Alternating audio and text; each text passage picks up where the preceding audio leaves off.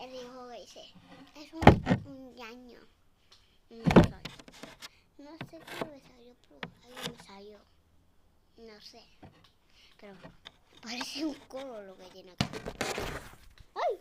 ¡Qué rico! Ah, sí.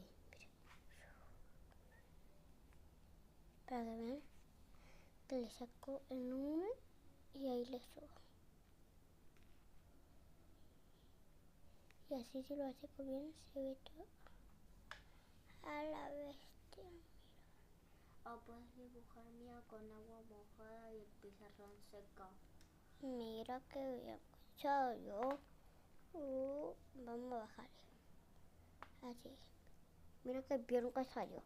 No tengo color, solo tengo este color blanco.